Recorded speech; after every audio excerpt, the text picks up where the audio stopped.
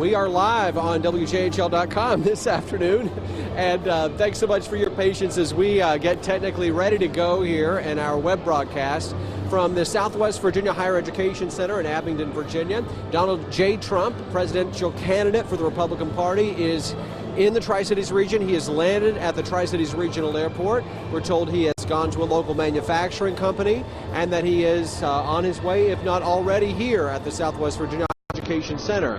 The campaign has been pretty limited on information that they've released to local news media, but I can tell you that the Grand Hall here at the Southwest Virginia Higher Education Center is packed with supporters, and what room there was left, there's reporters. And I'm joined by one of my colleagues here, one of the greats, Curtis McCloud is with us. Curtis, we have about 6 inches to stand on up here. Yeah, just about. So if I'm up in your bubble, forgive me, sir. You got to see that not only are there a lot of Donald Trump supporters in the hall here, yes, definitely. they're outside the hall as well. My goodness, yeah, right before I came, which was about 15, maybe 20 minutes ago, hundreds of people were still outside trying to get in. I don't think they're going to be able to fit, honestly, now looking around. They've shut the doors, so everybody that's able to get in, I think, is going to be in here now. So, but still hundreds of people were in line trying to get out. A lot of those people having questions, wanting to know, okay, will I be able to make it in? Is this even a ticketed event, a public event? So a lot of questions that people had when they were waiting outside just moments ago. So. I want to just send a message. We're hearing behind the curtain here. Jenny Sprouse, our web manager, thank you very much. She's got us up live on the web today, and I'm getting your text, so that's pretty much my only line of communication with you. Prior to a phone call, I'm plugged in there. Okay. Oh, yeah. That's more than information than what viewers today wanted to know, but I thought I'd better. It's the best thing, as long as they know that we know that we're alive. We're live. Curtis, this is a private event, and that has been the point of some curiosity today. Will I be able to get a ticket? And the answer was, if you did one, you weren't getting in, pretty much. And that's the kind of what I met when I spoke with people outside. A lot of them confused, and even some people on Facebook reaching out to me saying, okay, I thought this was not a public event, I thought it was a private event, but why are there so many people there? But like we've said, and like you've told me, that those tickets were pretty much first come, first serve. You get your hands on them, and then, yeah, they were gone, just like that. Let's step out of the way and let our videographer Chris Greer show you the crowd. I want you to see on the stage, and these are folks, and we're seeing here Morgan Griffith, the United States Congressman for the 9th District in the blue jacket waving, a Republican who is running for re-election. He is here today. As Ben Chafin, a delegate in Virginia, is here. So we've got that type of crowd here.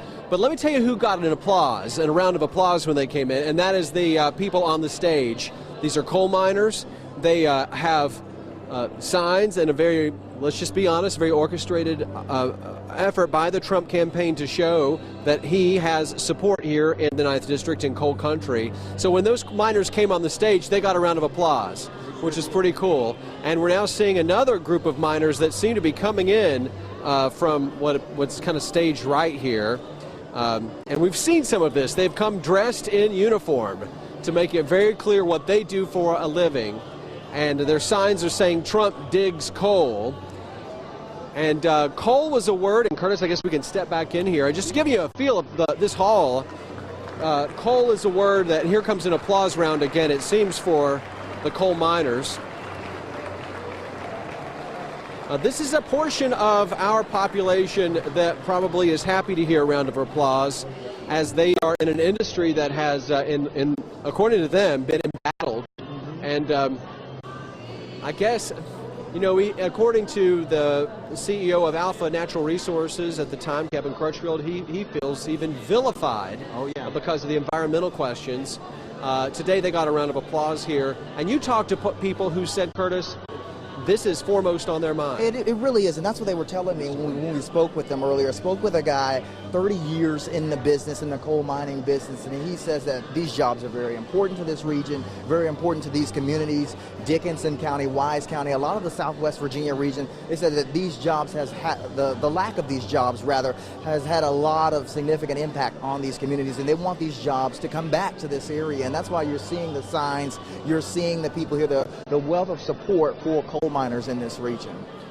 I have no doubt that if we went over to the national media table and we asked them, are you interested in covering comments about coal, I imagine they would say no, we're interested in something else. Exactly. What he might say, if he says anything regarding the Second Amendment and the comments that he made yesterday in North Carolina that generated a lot of controversy. Was that on the mind of the folks you talked to as well? Several people were very concerned about that, and I know in particular one woman, she said she really wanted to hear him address those concerns because, there were conflicting reports about the statements that he made, and even some questions geared toward what the media may have, how the media may have taken what he said. And this woman, she said that she wanted to make sure he addressed that, and that if she had been given the opportunity today, which she probably won't, but if she was given the opportunity today, she wanted to make sure he addressed the comments regarding the Second Amendment. So. Well, and that remains to be seen whether or not that will come up today in what I think will be his first public comment of the day as a candidate. He has made some appearances, but no public comments. Luciano Pavarotti's singing again. Pavarotti's been on a loop here. This must be a Trump favorite. A lot of people enjoyed it, though. I may or may not know the words to Nessun Dorma, may jump in and sing along, but I'm sure you just do. saying, put your hand over my mouth. So it's here, and then it's Fort Lauderdale, Florida. Yes.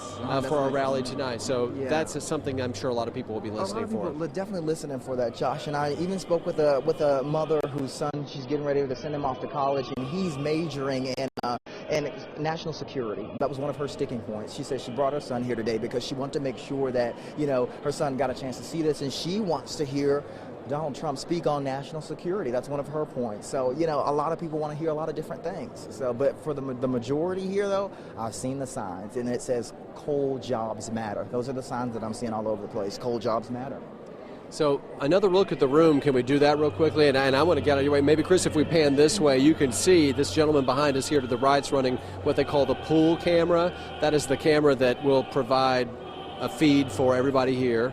And then back to the back, you're talking about people standing and waiting, and they allowed a group to come in and fill the seats, and then they packed the seats behind that area. And here we come for the big Pavarotti climax here, and just part of the drama that is Campaign Trump. Oh yeah. And this is typical with all the campaigns. They have their walk-up music. And come on back in here, Curtis. Have you seen any indication whether or not the candidate is in the building or not? It was a 3 p.m. start. So, 3 p.m. start, but I haven't seen any indication that he might be here. I thought when we saw the miners walking in that maybe, that was some show or some sign that maybe something may be happening, but it doesn't look like it just yet. So I know that in the past, this is what the third rally I've been to, in the past they had a signature song, but I know that they've changed now that, he's accepted the nomination, so things have changed a little bit now. So this is, I think, at least the first big rally in Southwest Virginia since he's accepted the nomination, the last one being in Radford, Virginia. We would love to know what you would like to ask Donald Trump, and maybe one way we can do that is through the WJHL Facebook page. We are going to lift the restrictions. Here's a video that's just now starting. Let's step out of the way. This will produce. This is a selection from the nomination acceptance speech. Creating economic activity over the next 4 decades. My opponent, on the other hand, wants to put a lot of coal miners and coal companies out of business. that will never happen with Donald J. Trump as president.